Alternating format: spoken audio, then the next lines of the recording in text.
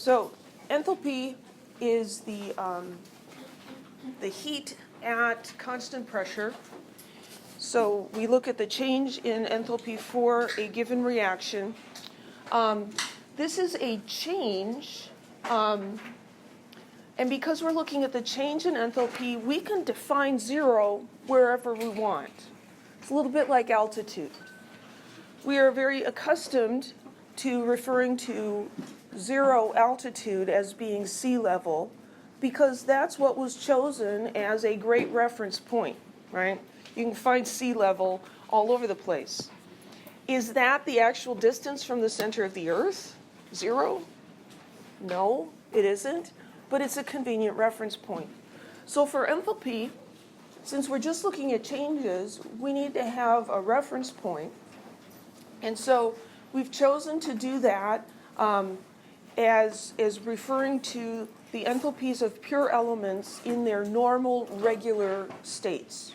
We call those their standard states.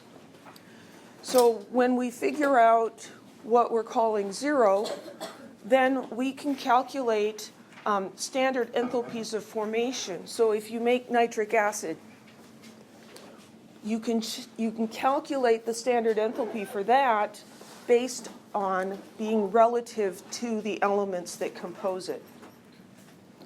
And this gives us huge tables of enthalpies of formation, and instead of having to do experiments, we can just go and find those numbers and pull them out and use them. Saves a lot of work.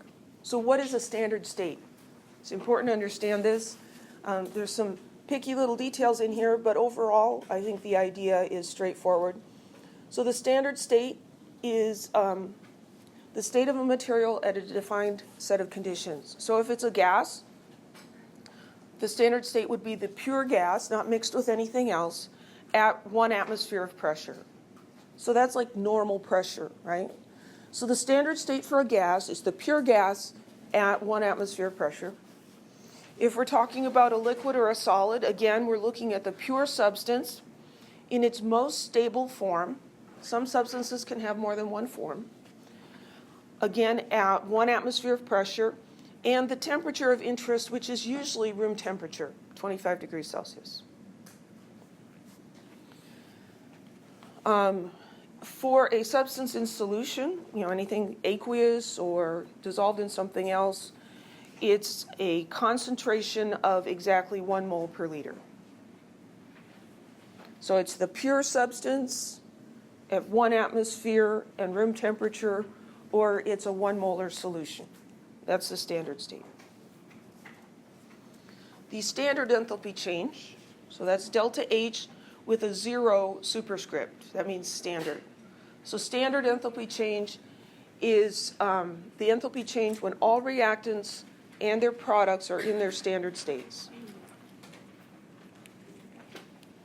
What we refer to as the enthalpy of formation is the change for a reaction where 1 mole of compound is formed from its elements, from the elements in their standard states.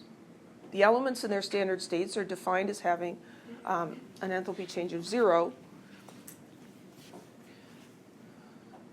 So for the pure elements, their heat of formation is 0.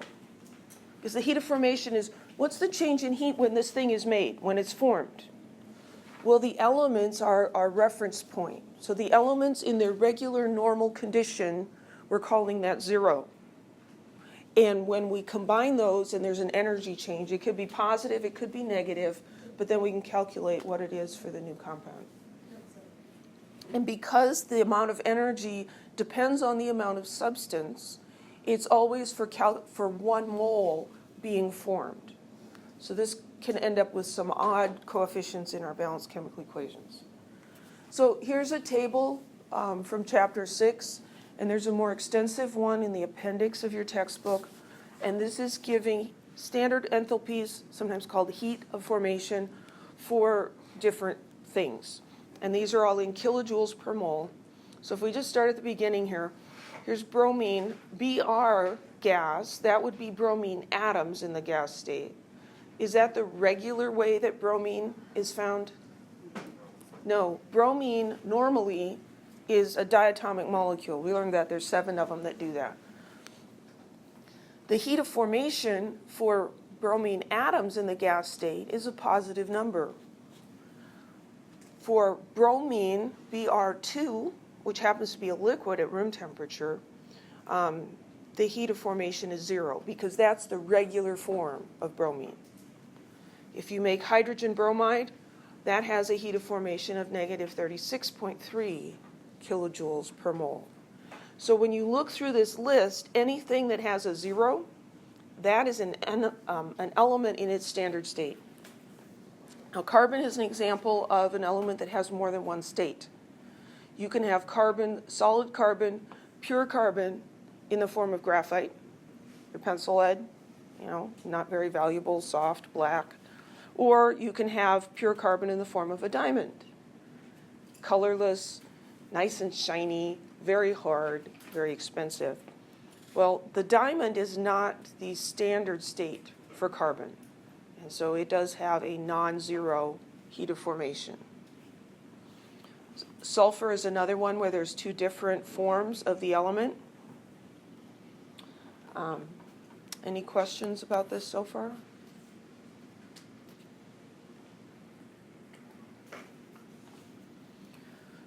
So standard enthalpy, also called standard heat of formation. For the elements, it's 0, like being at sea level in terms of altitude, and we're just referencing everything to that point that we chose to be 0. So for most compounds, the heat of formation is negative, meaning when the compound forms, it releases energy. That's a little bit like going below sea level. Is it possible to go below sea level? Sure. You could go under the water in the ocean, you'd be below sea level, or you could go to several places in the world where the land is actually below sea level. And Death Valley in California is one of those places.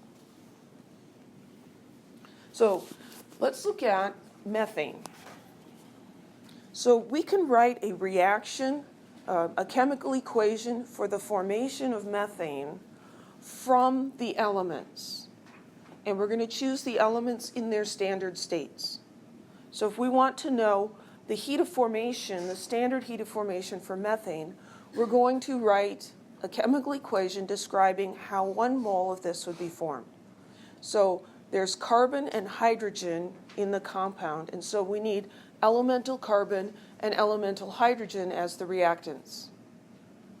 We're choosing the forms that have a 0 heat of formation. That's the element in its standard state. For carbon, it's a solid in the form of graphite. For hydrogen, it's a gas in the form of a diatomic molecule. And then we balance it so that we end up with 1 mole of product. The heat of formation for this product then can be looked up in a table because other people have spent a lot of time and effort in measuring these things for us. So this is writing a formation reaction. If you're not sure what the standard states are, you can go look in the appendix. Appendix 2B has a big table of heats of formation. You might be able to find it in this table, but this is just some of them. But if you're not sure what the form you should be using is for the element in its standard state, just go find the element in one of these tables and pick the one that has a 0. We may end up with fractional coefficients here because the definition requires that the coefficient on the product be 1. So let's look at formation reaction for carbon monoxide. So carbon monoxide has 2 elements in it, carbon and oxygen. So we'll start out with carbon, come on pointer, carbon plus oxygen forming carbon monoxide. But we have to express each of these elements in their standard state. So several forms of carbon, but the standard one is graphite. So we're going to specify carbon, come on, pointer, stupid thing. You can see it. Carbon solid is graphite. And then oxygen, what's the standard state for oxygen? Well, it's a diatomic molecule. It's a gas at room temperature, so O2. So we've written the formula for each of the elements that compose carbon monoxide in their standard states. Is this equation balanced? No, because there's 2 oxygens in the reactant side and only 1 oxygen in the product side. So then we need to balance it. By definition, the coefficient on the product has to be 1. And so normally we would have a 2 here and we'd put a 2 there and we'd have a 1 here to balance it, but we're not going to do that because this has to be 1. So we're going to take a half of an O2. And they're like, how can you have half of an oxygen molecule? Well, it's half a mole of oxygen, okay? So 1 mole of carbon, half a mole of oxygen will make 1 mole of carbon monoxide. And the value for that is given in a table. It's negative 110.5 kilojoules per mole. Any questions? Yeah. When you change it to a half, did it change the heat of the formation? That's a good question. So when this is 1/2, does that change the heat of formation? No, because the heat of formation, the standard heat of formation, is defined as the amount to form 1 mole. So if you can write this equation in a balanced form that's different, you can say 2 carbons, tedious, plus O2. That's how you would probably normally balance that equation. And that's a great balanced chemical equation. But it's not the formation reaction. Because if we're going to do this equation, then we'd have to take that heat of formation and multiply it by 2. So these are all defined for the reaction forming 1 mole. And that way we don't have to write all those reactions in the table. We just have the compound and the numbers, and we understand what the equation was. Any other questions? Yeah.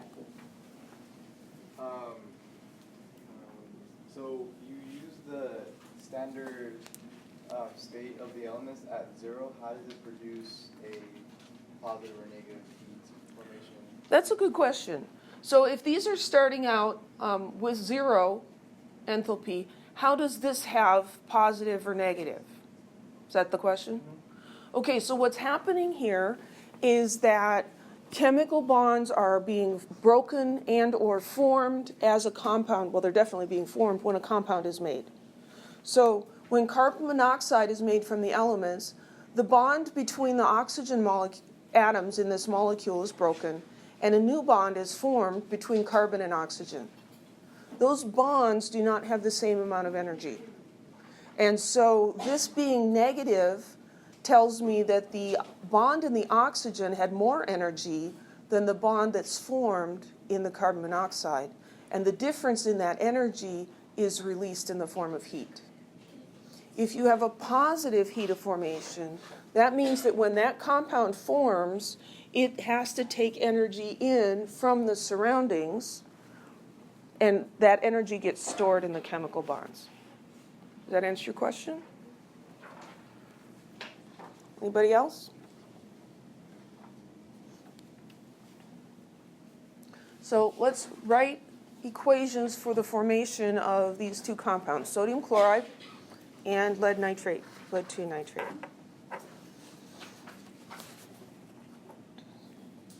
So a good place to start on these is with the product. So I'm trying to make sodium chloride solid. That's my product, and it's going to have a coefficient of 1. I look, well, what elements are in there? So I'm going to write the elements. I've got sodium. I'm going to need a state for that. And I've got chlorine. I'm going to need a state for that. Are either of these elements diatomic elements? Yeah, chlorine is, right? So chlorine is going to be Cl2. What do you think the state of chlorine is at room temperature? It's a gas. So maybe you remember that, or you can look at the periodic table on the wall. It's color-coded. It's red, so that's a gas. Sodium. Sodium's a metal. What state do almost all metals have at room temperature? Solid. The only exception is mercury. So this is a solid. If we're not sure if those are the standard states, we can look them up in a table. Then we need to balance the equation. It's a reaction of formation, and so this has to be a coefficient of 1. So then we need to use fractions if necessary to balance the rest of this. We don't need a whole mole of chlorine, because that's going to give us too many chlorine atoms. We just need half a mole. So we're going to put 1/2 here to balance it. And then it says to include the values of delta HF. So the standard heat of formation. How do we figure that out? We look it up.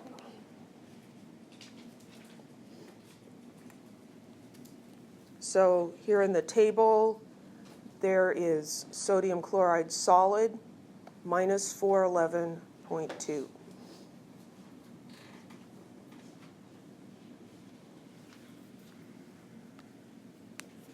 Minus 411.2 kilojoules per mole. Any questions? So that's for A.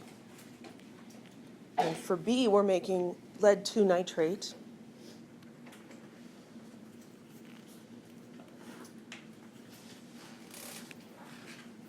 So PB, NO3 solid. What are the elements in this compound? Lead, oxygen, and nitrogen. So lead, nitrogen, and oxygen. Are any of those diatomic elements? Yeah. Nitrogen and oxygen. So those are going to be 2, N2 and O2. What are those states? Gases. Lead. It's a metal. So what's its state at room temperature? Solid. So those are the standard states. Then we have to balance this. So we have 1 lead on the left and 1 lead on the right. That's nice. We have 2 nitrogen atoms, and over here we have how many nitrogen atoms? 2. Well, that's cool. Here we have 2 oxygen atoms, and how many over here? 6. So this time we don't have to use fractions. We can just put a 3 here. That'll give us 6 oxygens. And then, so that's balanced, and then we just need to write the standard heat of formation. That one's not in the table. Let's see. I think I've got the other table there. So this is the one from your appendix. Has a lot more things in it. And so if we look over here under lead, there's all these different things. Here's lead NO3 2. So this is lead 2 nitrate, minus 451.9.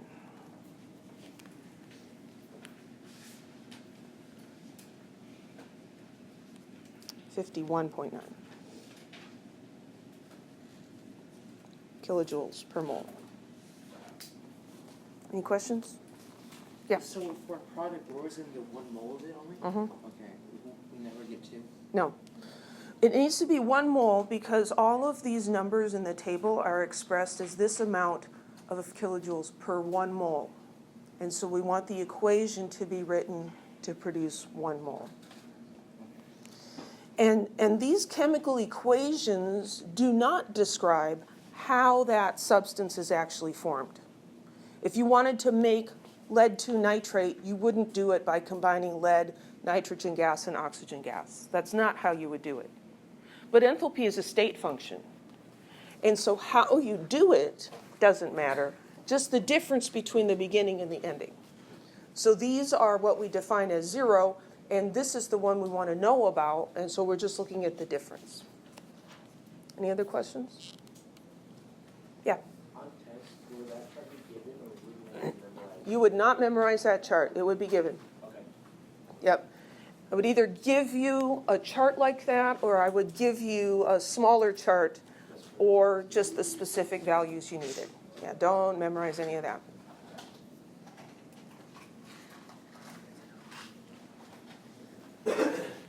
Okay. So that's in your textbook. It's also in the slides on Canvas. I know some of you don't have a textbook, so you can still find it on Canvas. So this is the symbol we use for standard heat of formation. That's making a mole of a compound from its elements in their standard states. If we reverse that and change the sign, that's reversing the equation. That's taking the compound and breaking it down into its elements. And that would be negative heat of formation. Energy is conserved. You cannot create or destroy energy by doing a process forward and then backwards and forwards and backwards. That it's going to be the same energy both ways. And so you can't create energy that way. The reverse reaction has to be just opposite in energy.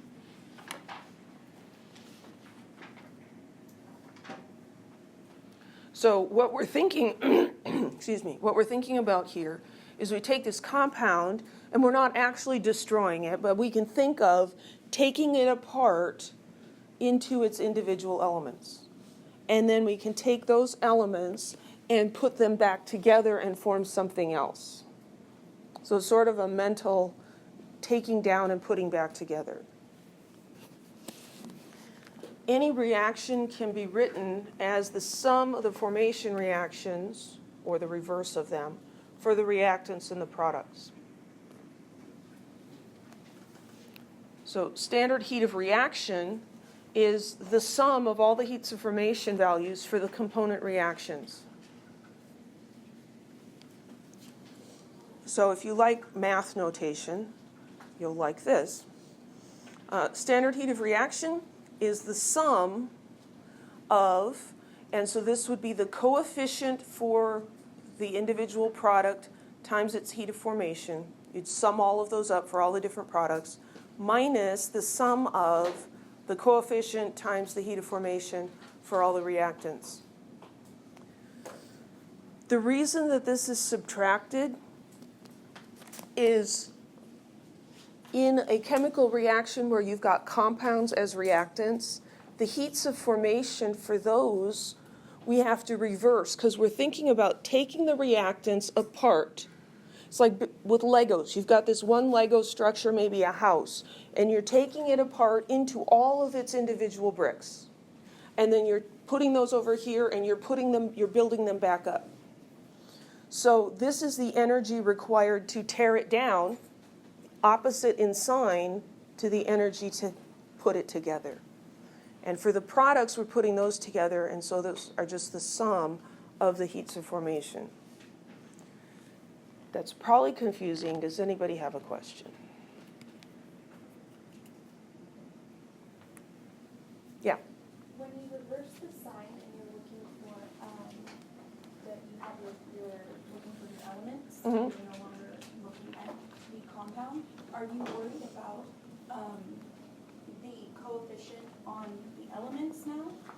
That's a good question. So what we're doing with that heat of formation, because those are all defined from elements at their standard states, what I'm talking about now is a regular chemical reaction where you maybe have two compounds reacting to form two different compounds, and we are mentally taking them apart into their standard states and putting them back together, but it doesn't actually show up in any of the calculations because it's taken care of in the standard heat of formation. So let's look at an actual chemical reaction. So methane, main component of natural gas, burning, combusting, forms carbon dioxide and water as its products. So what we can do to figure out what is the energy change for this particular reaction is we can say, well, here we have two substances. Let's break those down into their standard forms. So we can think about that. Here we're going to take the carbon and the hydrogen, and we're going to break that down just in our minds into graphite and hydrogen gas, because those are the elements in their standard states. The oxygen is already in its standard state, so we just leave it alone. So the change in energy here is the opposite in sign of the heat of formation for methane. Does that make sense? Because this is the heat of formation, this is the formation reaction for methane. So we look that up. It's minus 74.6. So if we're taking the methane apart, it's positive 74.6. Does that make sense? So now we mentally have all of these elements in their standard states, and so we're going to make CO2 from those, and we're going to make H2O. So the CO2 is going to be the carbon and one of those oxygens, and so then we have CO2 plus what's left over, two H2s and an O2, and then these two combining will form H2O. So we're forming 1 mole of carbon dioxide, so the heat of formation for that is minus 393.5. And in this step, we're forming 2 moles of water, so we have to multiply the heat of formation of water by 2. And so putting them all back together, we get the sum of these two numbers. So we had to invest this amount of energy to break up the methane, and then this much energy is released, and the net result is minus 802.5 kilojoules for the combustion of 1 mole of methane. Any questions?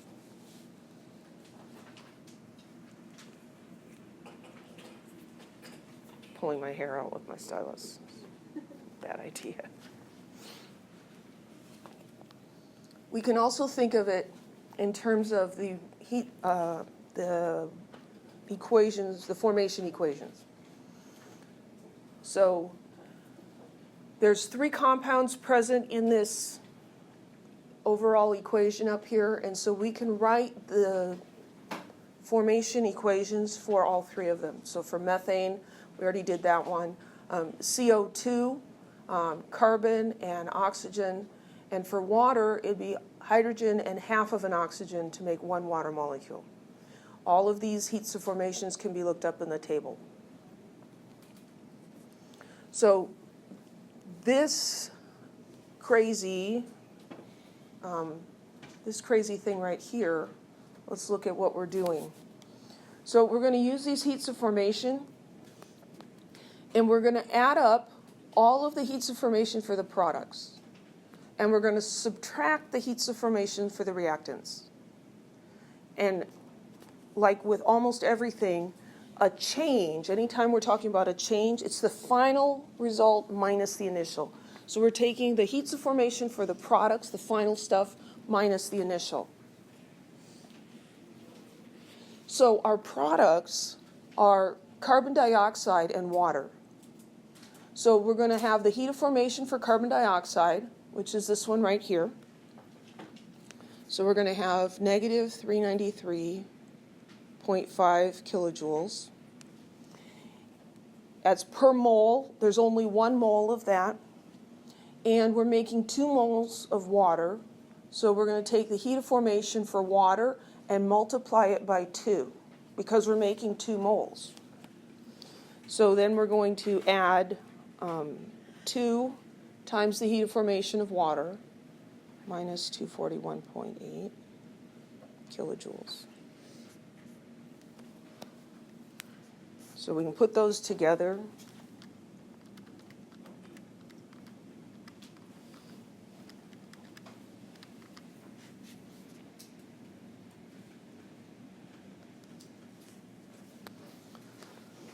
This is the sum of the heats of formation for the products. that equals the sum of the heat of formation for the products. And then from that, we have to subtract the heats of formation for the reactants. So there are two reactants. The heat of formation for methane is minus 74.6 kilojoules per mole. And since there's 1 mole, it's minus 74.6 kilojoules. What's the heat of formation for O2? 0. That's an element in its standard state. So we're going to add 2 times 0, just to be thorough here. So this is going to be minus 74.6 kilojoules. That is equal to the sum of the heats of formation for the reactants.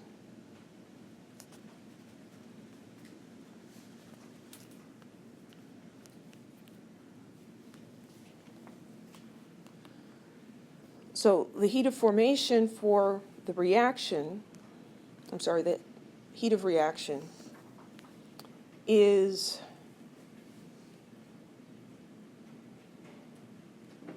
the products minus the reactants. I'm just going to put P, minus the sum of the heats of formation for the reactants.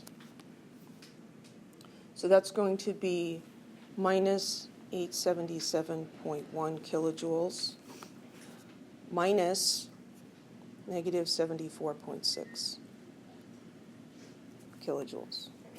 And unless I screwed up, that should be equal to minus 802.5 kilojoules.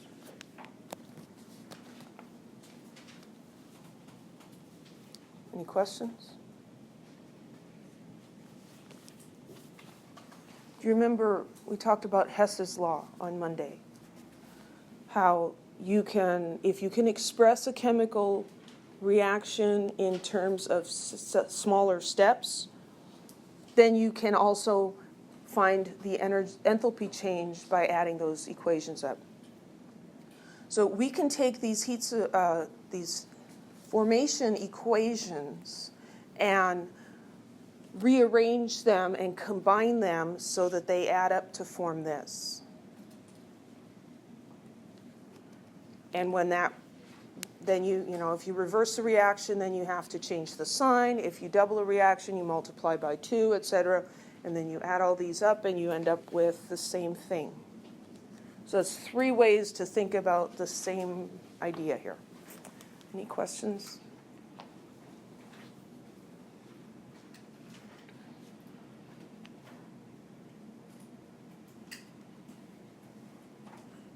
So let's do an example.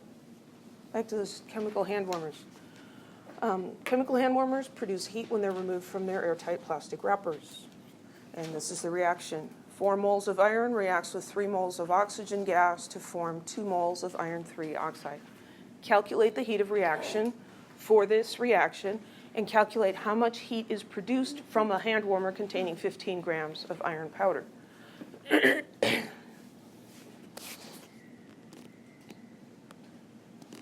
So the heat of reaction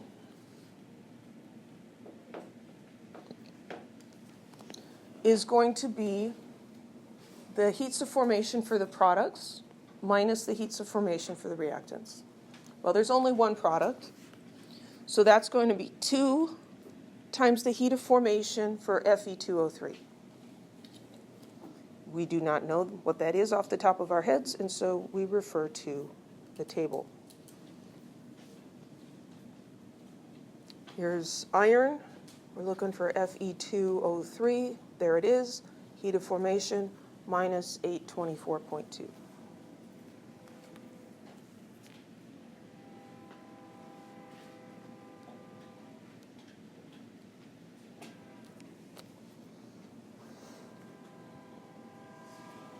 So, let's just do it the full units this one time. So that's kilojoules per mole, and this is 2 moles. And so the moles cancel out.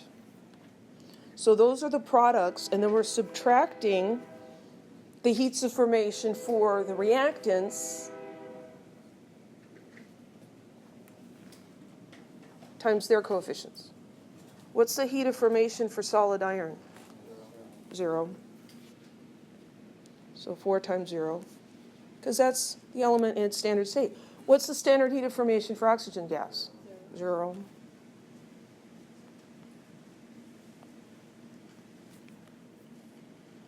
So all of that is equal to 0.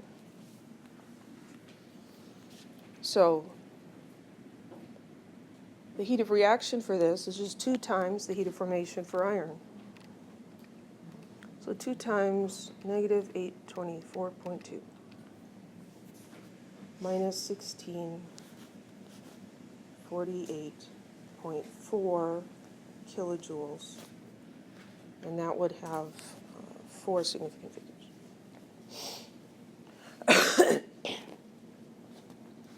So that's the heat of formation. The heat of reaction. So that is delta H for this reaction. Minus 1648.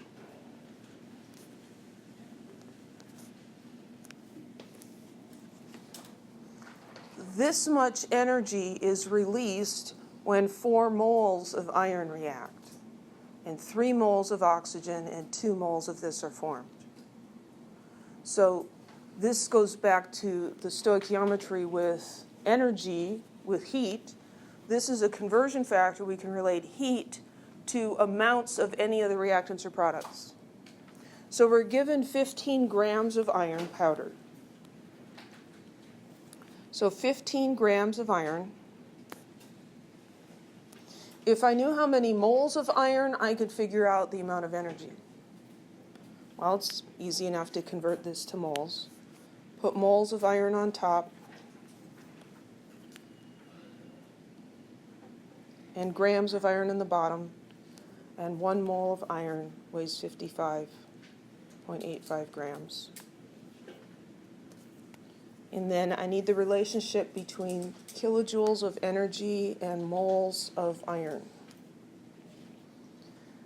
It's delta H for the reaction, which we just calculated, and that is for 4 moles of iron. So 4 moles of iron, negative 1648.4.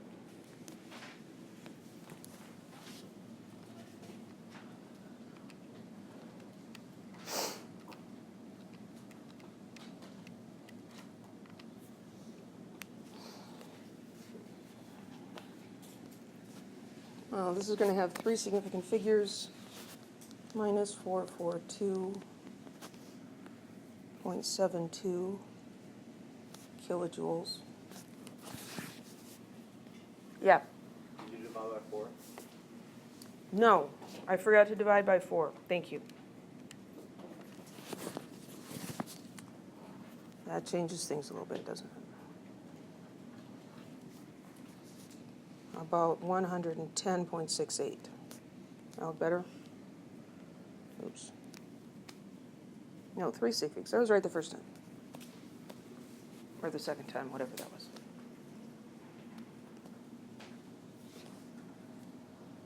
Any questions? That's a negative number. What does that mean? It means that the energy is released. Which makes sense, because what's the purpose of the hand warmer? To warm your hands, right? So it needs to give off energy. Something that's a little bit confusing, I won't try to trick you with it on an exam. I will overlook it on a lab.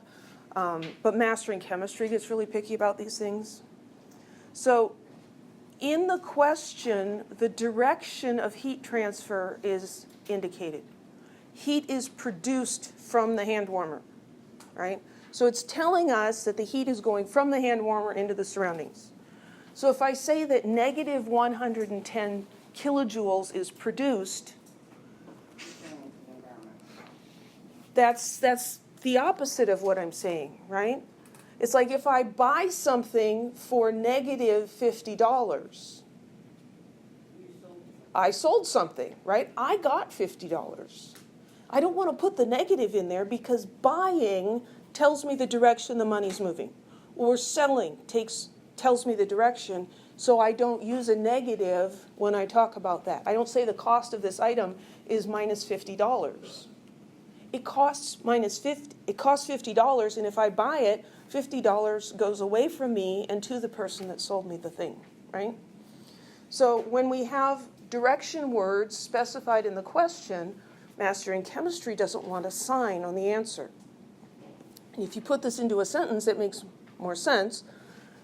110.68 kilojoules of energy or of heat is produced. You wouldn't say negative is produced. So the answer Master in Chemistry would want here would be 111 kilojoules.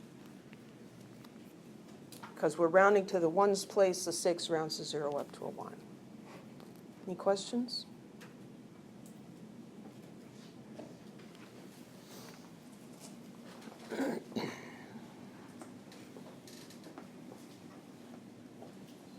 Yeah, okay.